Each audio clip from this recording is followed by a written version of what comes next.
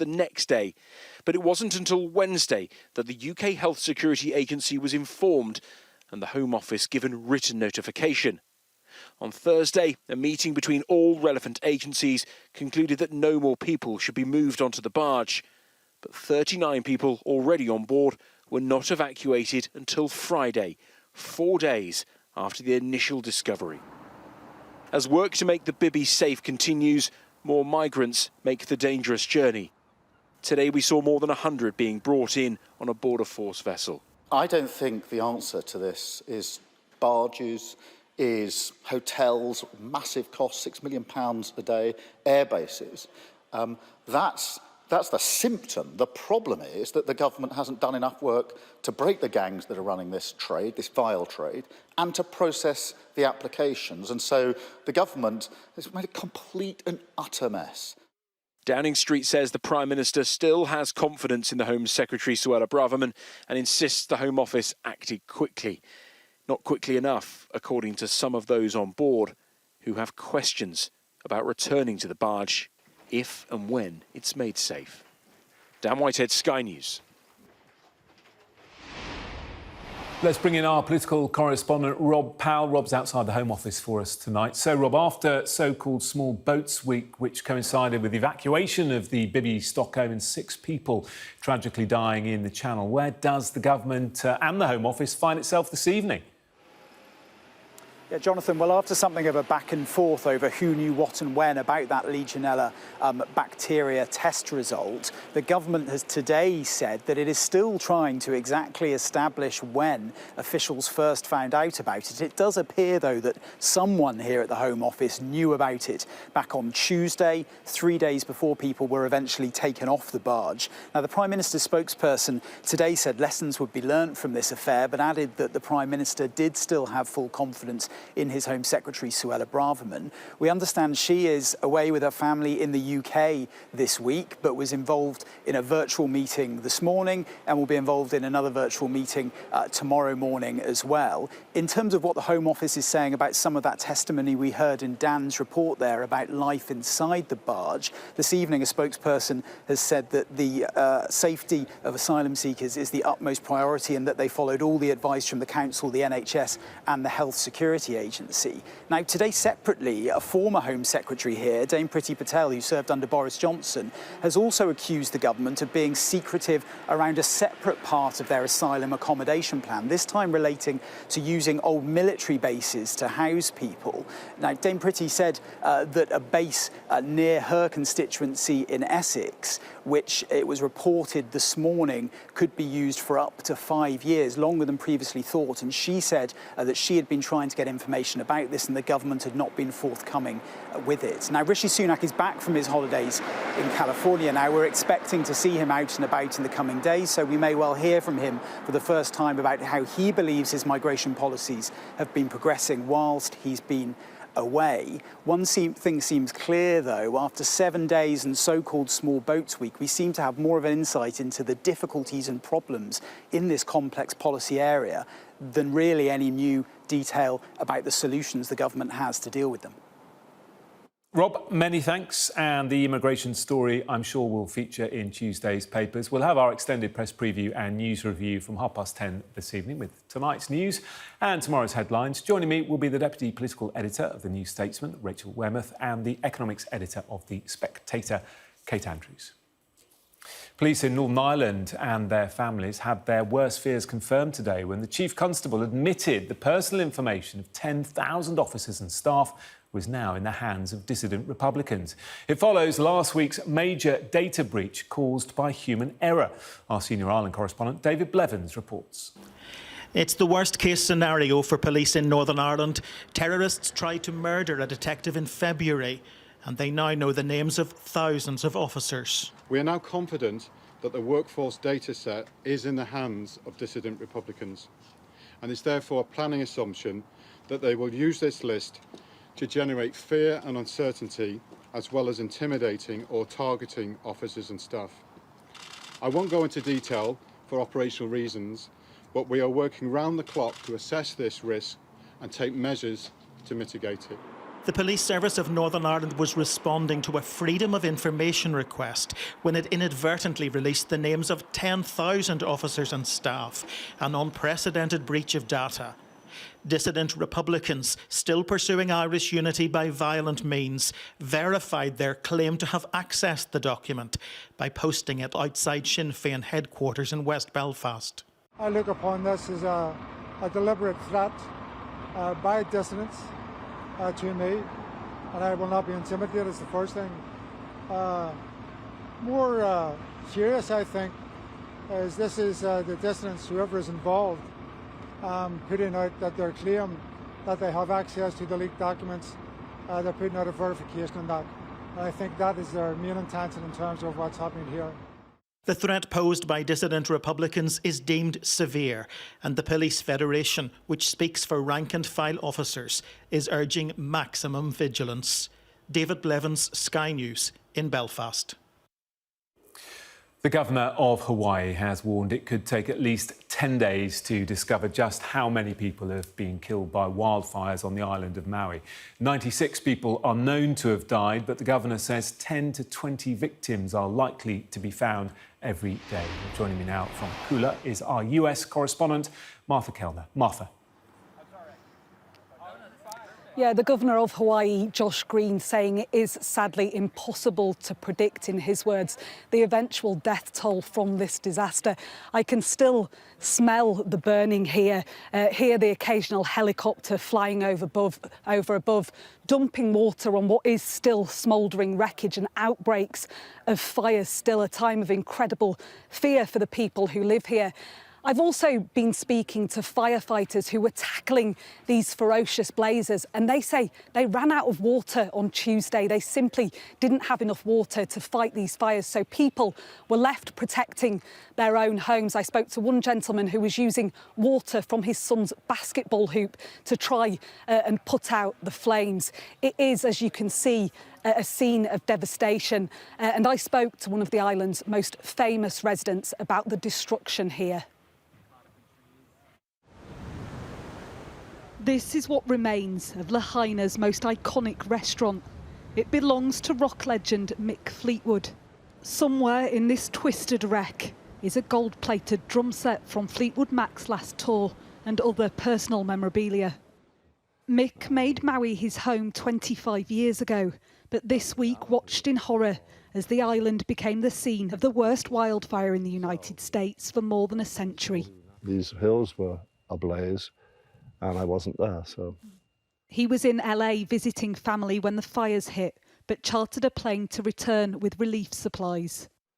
He's sitting down to talk with me because he wants the world to keep remembering the people here.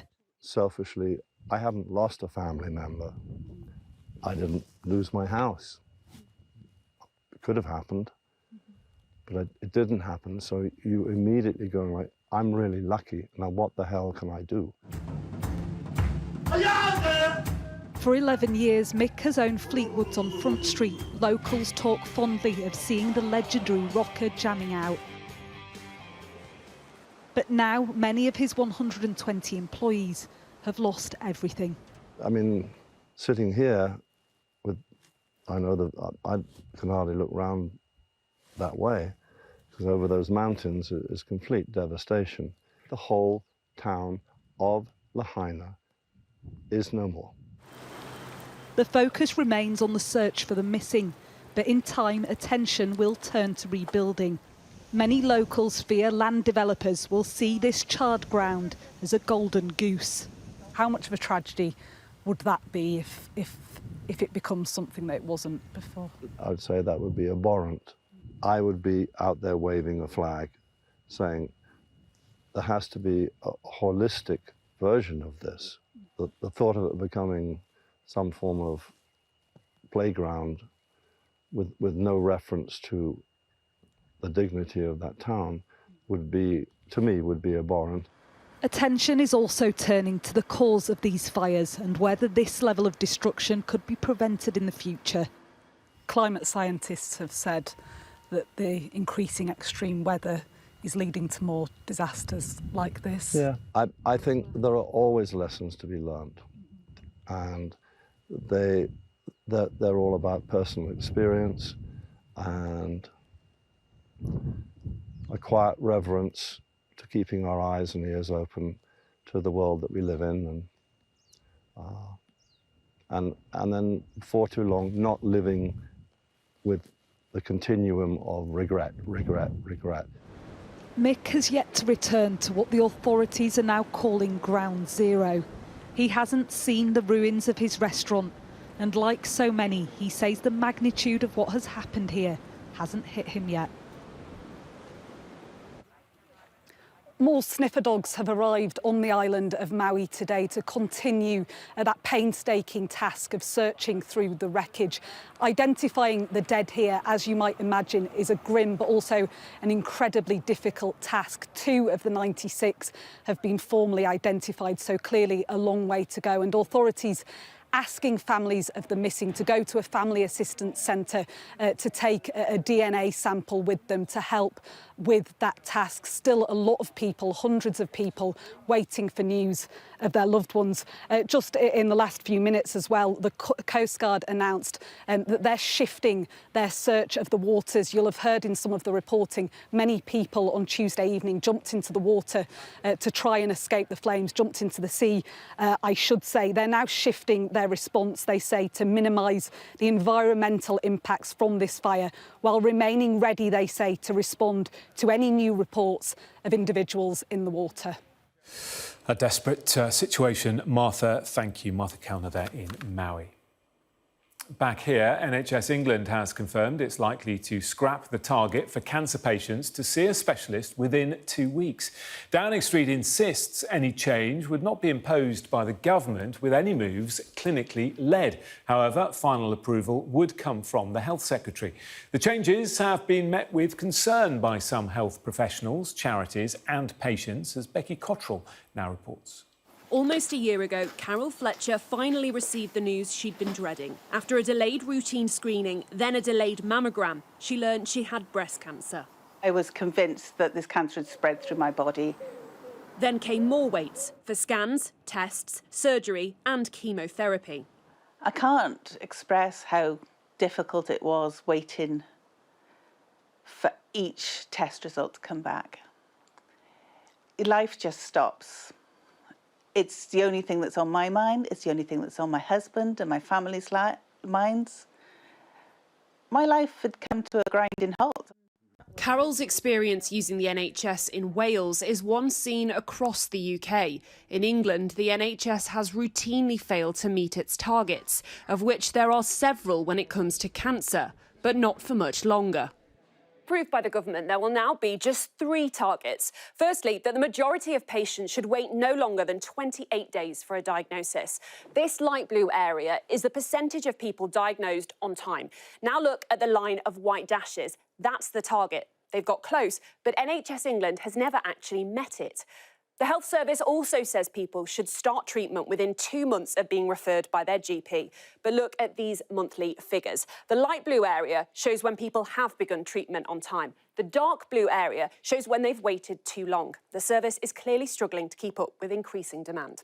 And the final target is that once treatment has been decided on, that care should begin within 1 month. But here too, the situation is getting worse. Again, the dark blue patch shows how many people aren't being treated on time. In June, it was more than 2,500 patients.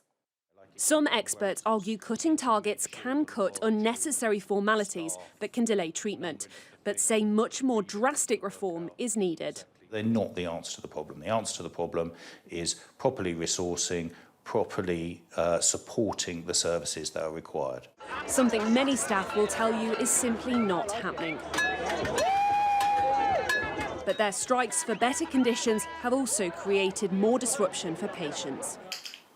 The NHS is in crisis, and whatever the targets are, it's people's lives that matter. Becky Cottrell, Sky News. An investigation is underway after 2 men were stabbed in southwest London on Sunday night in what police say was a homophobic attack. The stabbing took place outside the 2 Brewers pub on Clapham High Street. Both men, aged in their 20s and 30s, were taken to hospital for treatment and have since been discharged. At least 33 people have died and many others are trapped after monsoon rain triggered floods and landslides in India's Himalayan region. Authorities warn the number of those killed could still rise as rescuers continue to work to reach those trapped and clear the debris. The Ministry of Defence says RAF jets intercepted 2 Russian bombers north of Scotland in the early hours of this morning. The incident happened near the Shetland Islands, which is within NATO's northern air policing zone. It came hours after 2 Russian jets were also intercepted by the Danish Air Force. Now, England say they're relishing the opportunity to face host nation Australia and their fans in Wednesday's World Cup semi-final. Just under 80,000 people are expected to attend the game in Sydney, and the Lionesses are prepared for a hostile reception. Our sports correspondent Rob Harris was there for the pre-match news conference. Today, when there was about 15 dolphins... They've been dolphin watching, testing their nerves with local creatures. And scared by little on the pitch. But now the Lioness face the biggest test of this World Cup, a semi-final showdown with Australia. If the pressure's on them, then I think that's a different thing to cope with. But, yeah, I think they're a great team. It's going to be a tough game, whether they're feeling pressure or not. As I said, I think the way they play, they don't always look like they're feeling the pressure. They're very physical, front-footed, and, yeah, we've got to be ready for that.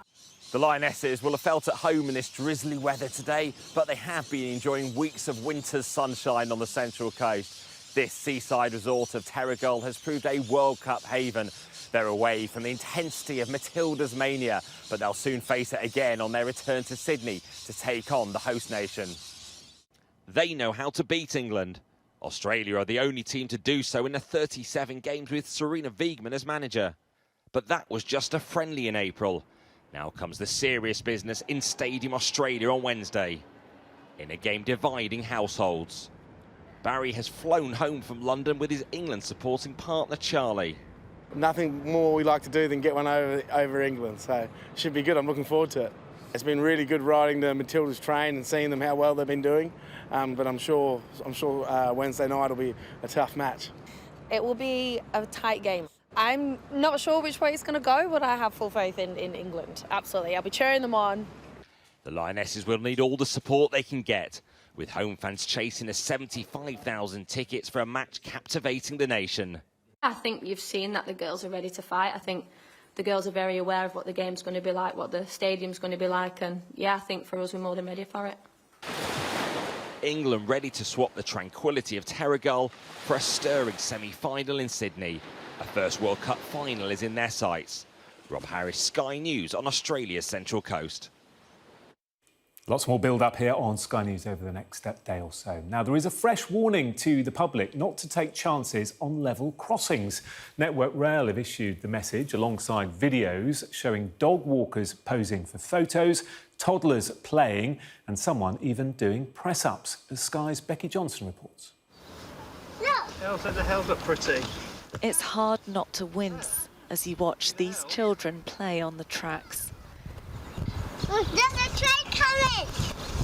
Even her warning doesn't prompt him to put his phone away and move them to safety. Here the train horn blares as these dog walkers stroll across with just seconds to spare. There are around 35 near misses every month at level crossings around the country.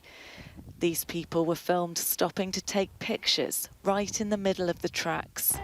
And here, disappearing from shot, a schoolboy whizzed across as his friend waited at this crossing in Worcestershire, just as a train comes along. It's one of the crossings where Network Rail has installed cameras to capture what's going on. Like many crossings, there's a gate and warning signs. We've put all we can out. We're looking at new technology such as VAMOS, which is like a red light system type of thing that tells the user when they can and can't cross.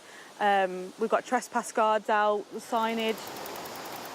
One of the things driving the number of near misses could be people going onto train tracks to take photos to put on social media. This footage of children putting stones on the tracks is a warning to parents of the risks during school holidays. Well, this has to be seen to be believed. Becky Johnson, Sky News, Worcestershire. Quite incredible. Now, Beatlemania gripped the world, but it seems not everyone surrounding the band was too happy about it. Letters penned by George Harrison's mum, which are set for auction, show she was ashamed of the screaming that greeted the band on tour. Our arts and entertainment correspondent Katie Spencer has more. A deafening din.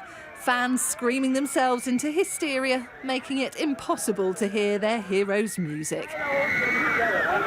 At the time, the so-called menace of Beatlemania horrified certain quarters of the media, and it would seem also George Harrison's mum, who, in a letter to one fan back in 1963, wrote, "Last Wednesday, I went to Manchester and I was really disgusted at the way the so-called fans just screamed right through the whole of the Beatles act.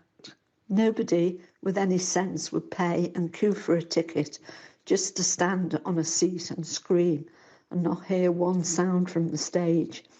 I was really ashamed I was a female." That must have been the first time she'd encountered that. You know, before then she'd been to see them, she'd loved them, there wasn't too much screaming or any at all. And this time it was just solid wall of noise. And that's probably got to be a shock for any mum. You know, all these girls screaming at your son and their mates. 25 letters between the guitarist's mum and teenager Janet Gray are set to go under the hammer at the Liverpool Beatles memorabilia auction.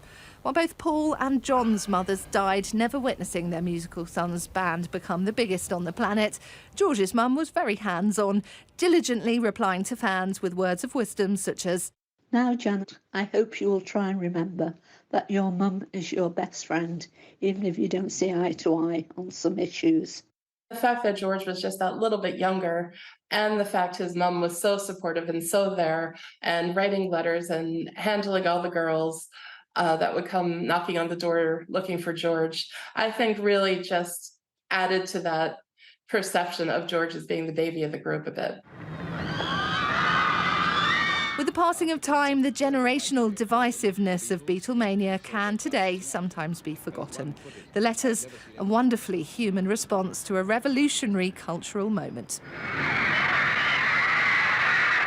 Katie Spencer, Sky News. Similar scenes every time I leave the studio. And that was Sky News at 10. Coming up, we'll take a first look at tomorrow's papers in the press preview. Tonight, I'll be joined by the Deputy Political Editor at The New Statesman, Rachel Wearmouth, and the Economics Editor at The Spectator, Kate Andrews. Don't go away.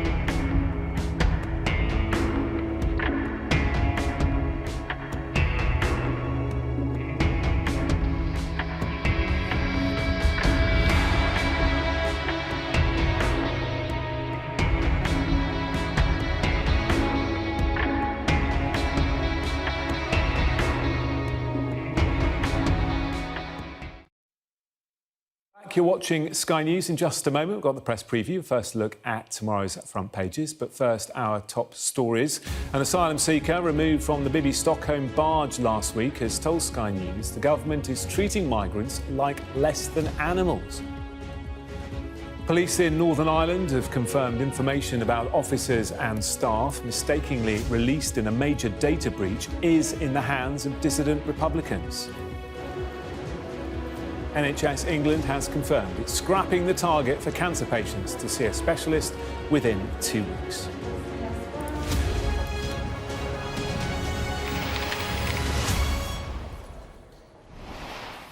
So, time then for the press preview. It's our first look at what is on the front of Tuesday's papers. We'll check out the headlines tonight with the Deputy Political Editor at The New Statesman, Rachel Wearmouth, and also the Economics Editor at The Spectator, Kate Andrews. They're going to be joining us in a moment from now until before midnight. But first, let's have a look at what is on some of those front pages, starting with The Times, leading with the EU rejecting Britain's attempts to create a new migrant returns agreement, which the Prime Minister was hoping would help tackle the small boats crisis.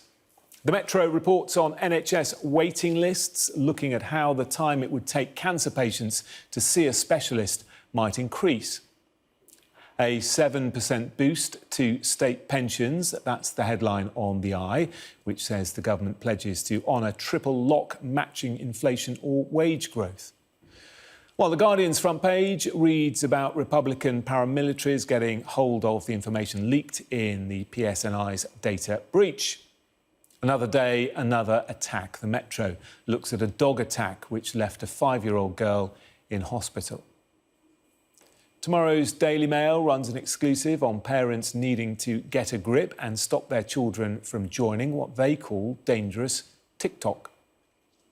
The Telegraph reports on the Children's Commissioner insisting young people's views must be at the heart of the pandemic investigation. While the FT focuses on Saudi Arabia and the UAE's aim to be leaders in AI after purchasing chips. And don't forget, by scanning the QR code you can see on screen during the programme, you can check out the front pages of tomorrow's papers while you watch us discussing them. And I'm joined tonight by the Deputy Political Editor at The New Statesman, Rachel Wearmouth, and the Economics Editor at The Spectator, Kate Andrews. Great to see you both this evening. Good to see you this Monday. So let's start, shall we, with The Guardian. Kate, this really worrying news, I think probably to be expected, that it has been confirmed that that data breach, the details of thousands of police officers in Northern Ireland, is in the hands of dissident Republicans.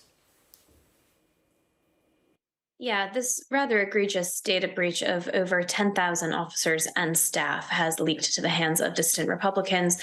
And the front page of The Guardian basically details comments from the force's chief constable and other very senior ranking officers about what they're going to be doing to protect those who have experienced this data breach. The fear, of course, is that it's going to be used to intimidate and target those for political purposes. And this could happen to officers when they're on duty, but also when they're off duty, because so much of their information is now in the public domain. And we've already seen reports of a redacted version of this list being used, being posted up across from certain Sinn Féin offices to suggest that these Republican dissidents have certain pieces of information.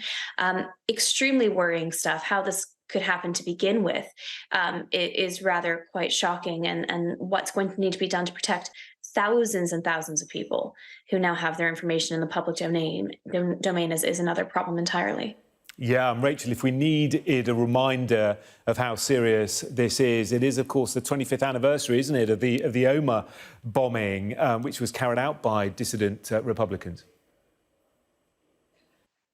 That's right, and I think this would be a serious breach in any police force area, but perhaps more than absolutely anywhere in Northern Ireland, where we've seen so much violence in the past.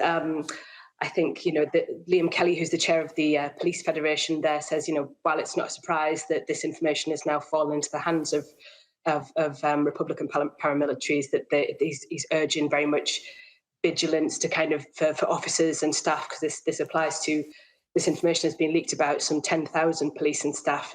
He wants them to kind of vary their routes to work and to just be extra vigilant about how they use their time. Yeah, the Chief Constable, Kate, saying that the force was working round the clock to assess and mitigate the risks, but it's hard to know, how far it needs to go because, as you say, police officers, their families are at risk, and if it's now known where they live, not only where they work, then it could have terrible consequences. Well, you mentioned the key word there, Jonathan, and that's mitigate, because the damage in so many ways has already been done. This information has been leaked and there is no rolling that back. And so everything that's going to be done now is going to have to be, within the parameters of providing safety and reassurance to those who have their public information out there. And of course, Republican dissidents are naturally at the top of the list at the moment, given the fact that, as I mentioned before, certain political statements are already being made using a redacted version of this list. But anybody could have access to this kind of information in theory. And that is a really horrifying prospect for these officers and the staff members working in the police and for their families. So everything now is as you say, about mitigation. And that is probably going to be a very long and very costly process because we just, simply don't know how long certain kinds of threats may be carried out against these people. Let's move on to the front of the Metro, Rachel.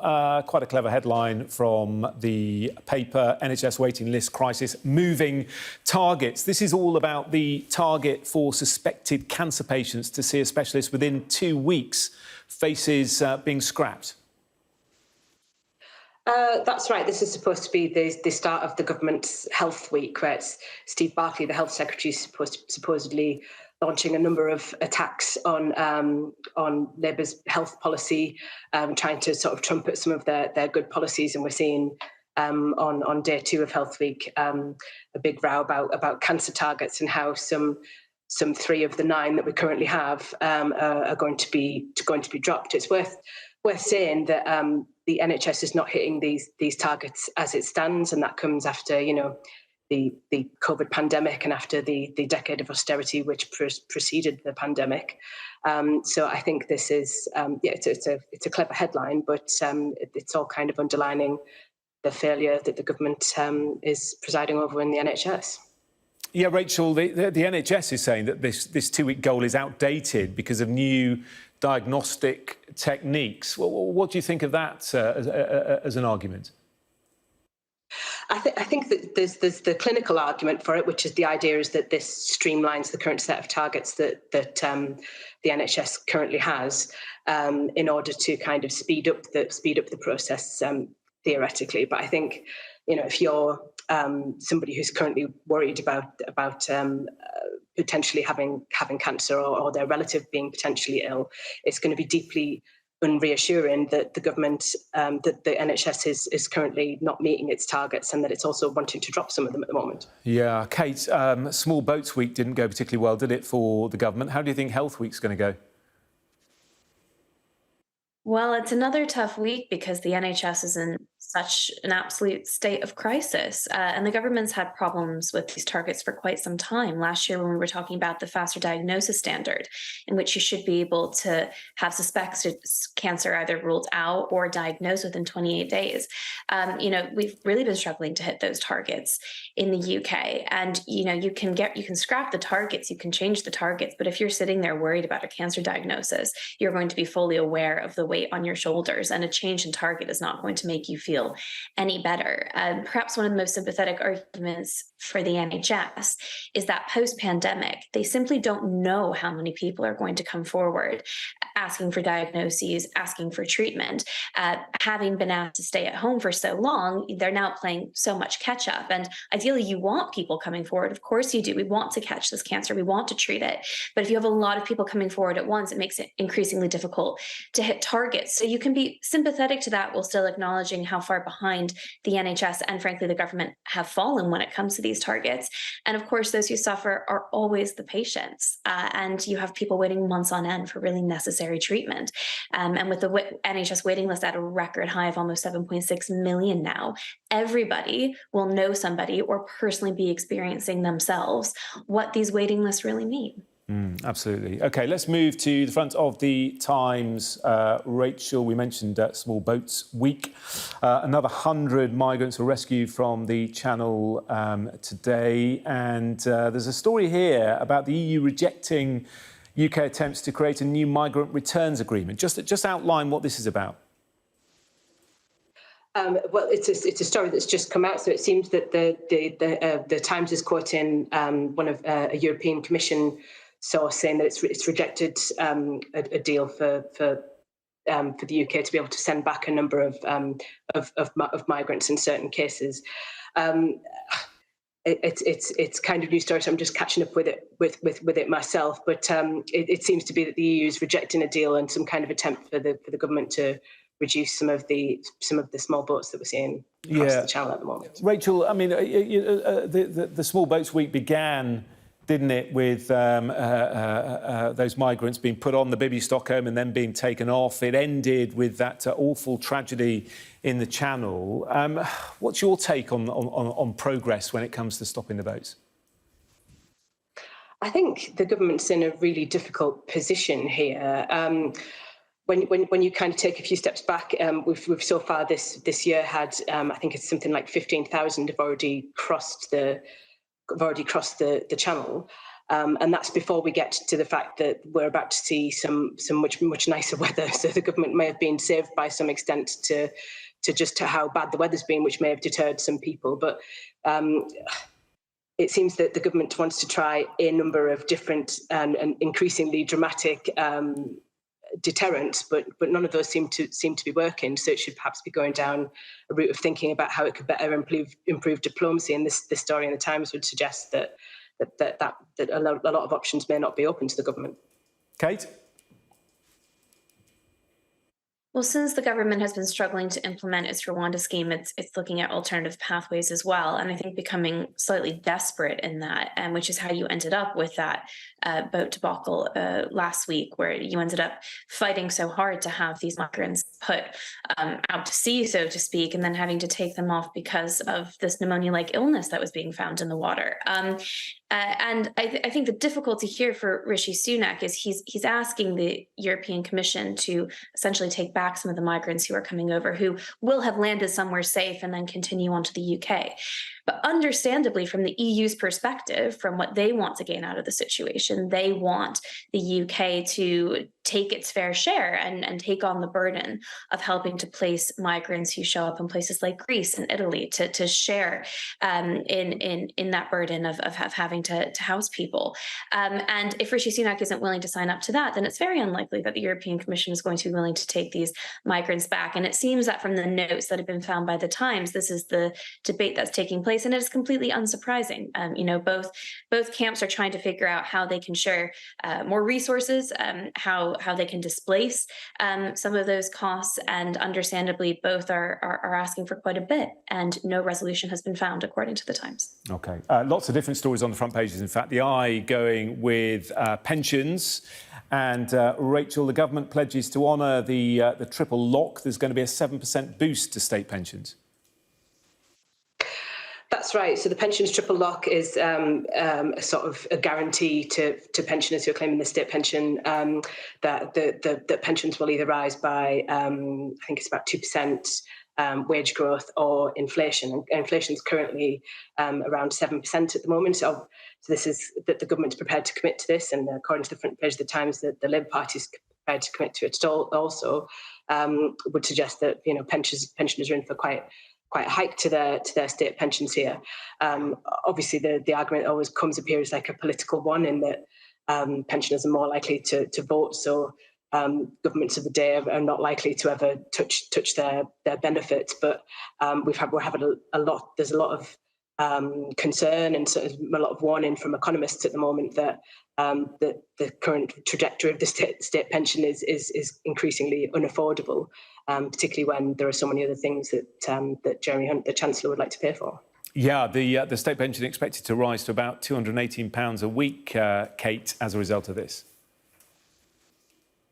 Yes, well, this is the great debate when we talk about tax cuts and when we talk about demands for more public spending. It's really hard to offer the former when you're still demanding the latter. And so long as you stick to policies like the triple lock, I think between pensions and the National Health Service, it's really difficult to see a world in which that overall tax burden meaningfully comes down. This is trickier territory right now for the Conservatives because they brought the tax burden to a post-war high, but it's tricky territory for the Labour Party as well, which has over the past few years also suggested that they think the tax burden is really high, especially on those lower paid workers. But so long as you're going to stick to policies like the triple lock, which are absolutely subsidizing some of the poorest pensioners, roughly a fifth of pensioners are thought to be in poverty, but it's also subsidizing some of the wealthiest people in the country, a fifth of pensioners are thought to be millionaires.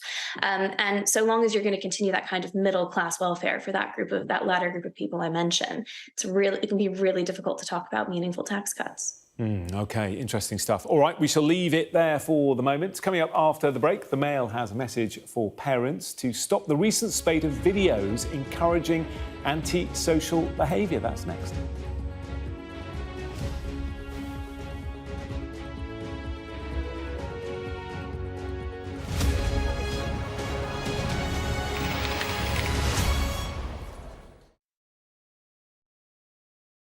I went to the countryside. I actually live in the Czech Republic right now. So I went to the countryside. It was complete darkness. And we saw one meteor after the other. It was spectacular. I've never seen it like this. What we're seeing is a debris, dust, left after a comet when the Earth is traveling through the space around the solar system and it passes through this debris. These particles are then hitting our atmosphere, and they are no bigger than a pea size, or maybe even smaller than that. And the heat that is produced by entering this atmosphere is pressuring the air in front of it. That's what we're seeing as the meteors, is the heating up process. And there are literally thousands of these. Per se, it's happened every year, so it is kind of predictable. But then there are those meteor showers that we are studying. We don't know much about them. We know very little. And they present themselves sometimes with an outburst. That's a heightened activity. That's when the Earth is passing through a denser cloud of these particles. And that's what we like to see. That's what we like to study. These meteor showers are very, very old. I mean, thousands of years. So since probably the beginning of mankind, we've been watching them. And yeah, we get to wish every time. It happens every year, but the next one is in December. And these are the Geminids. That's the meteor shower that is emanating from the constellation of Gemini. And yeah, it's going to be a bit cold. But each meteor shower is different. I mean, the most popular is the Perseus because of the lovely weather. But yeah, don't be discouraged by the weather. Take a look at the Geminids. This is an area of active research. I mean, even in 1993, the space shuttle mission was delayed because of the Perseus. So NASA, ESA, or any of the space agency is taking a very good care during the meteor shower peaks, because these little particles are traveling through space at 134 miles an hour. You cannot see this in the city, unfortunately, due to the light pollution. So if you do have a time or an opportunity to go out, and it's not even a meteor shower peak, just go out and enjoy. You don't really need all that much.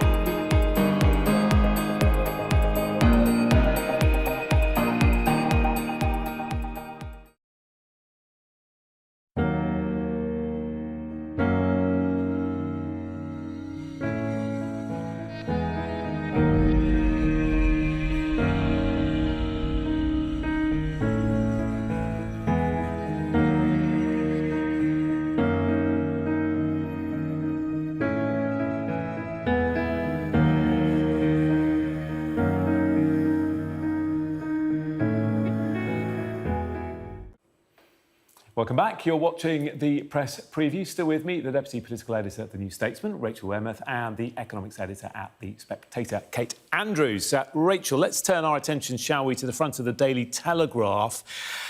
I mean, we all know the pandemic took a heavy toll on all of us, but particularly children. And the Children's Tsar is saying that the views of young people must form a big part of the investigation into the pandemic. Would you agree with that? I think that's right. Yeah, I think that's just something we should definitely be considering, because the inquiry rather should be considering, because the pandemic for a lot of young people came at a very significant moment in their development. You know, a lot of the things that they normally get to enjoy at that age, they just were not able to, because we were kind of under this huge lockdown, this huge period of lockdown. And I think that now looking ahead into how they may try to sort of recover from the pandemic, you know, their education has been interrupted. You know, we're hearing study after study kind of examine the impact on young people's mental health, and they're still kind of struggling to get past some of that period. And it's going to affect them perhaps for longer than it might have done someone who's quite a bit older. So it's certainly worth considering. Yeah, Dame Rachel D'Souza, the Children's Tsar, writing to the inquiry chair, saying children and young people have told me how lonely they felt, how much they miss school, seeing their friends and socialising, and they continue to tell me, Kate, about the long-term impact that the pandemic has had on their well-being, on their happiness. I mean, we see it all the time, don't we? Yeah, it's tragic stuff. And to be honest, I think we're at the tip of the iceberg of what we're going to discover was the real impact of lockdown, especially on children. And because this inquiry is expected to take years, you are seeing people who might be representing certain factions, certain groups coming out much sooner to really flag, no, we have to be talking about this now. And that is what the Children Commissioner seems to be doing today. And, you know, we're just talking about a host of truly tragic situations, rise in eating disorders, a serious rise in mental health issues, which many children are still struggling to be seen on the NHS for. The children that have gone completely missing from school, that have not returned, where are they? You know, huge implications for our future workforce, for our future adults, for the future of the country. You know, I'm quite sympathetic to Dame Rachel bringing this up now, because if we don't start dealing with it today, you know, in a few years' time, we're going to have lost even more time on what is such a crucial topic. Yeah, well, let's stick with young people, shall we? Front page of the Daily Mail, Rachel, they're claiming this as an exclusive by their crime and security editor, urging parents to stop their children joining dangerous TikTok crazes. Tell us about this. Yes, this is Donna Jones. She's the new chairman of the Association of Police and Crime Commissioners. She's saying that parents in particular need to get a grip and stop their children joining dangerous TikTok crazes. She's made this warning in particular after it's been discovered that some teenagers in Southampton took paracetamol over the weekend in some kind of social media challenge to see who could stay in hospital the longest. I think this story raises an interesting question that politicians and parents have been raising for some time. It's kind of where's the balance between what parents should be looking out for, what tech companies should be looking out for, and what you know, our public services have a wider responsibility for. Yeah, you make a good point, Kate. Do you agree with that? Yes, I think it's very interesting that Donna Jones, who is this new chairman of the Association of Police and Crime Commissioners, is coming out early to put this emphasis on parents, because, you know, I think it's such an important point to make. You know, who is responsible for these children? And a lot of those changes are going to happen at home, where parents do have that immediate supervision and can seriously sit down and talk to their kids about potential huge mistakes that they may be making in an effort to try to fit in, especially in the age of social media. I think social media has been a huge force for good in so many ways. Going back to lockdown, you know, it's how a lot of people stayed in touch when they weren't able to see each other in person. But this much darker side of it has to be dealt with at a series of levels, but perhaps the most effective one will probably start at home. Yeah, OK, good point. Thank you both very much. We shall speak again in a few minutes' time, Kate and Rachel. Right now, we're going to take a look at the weather.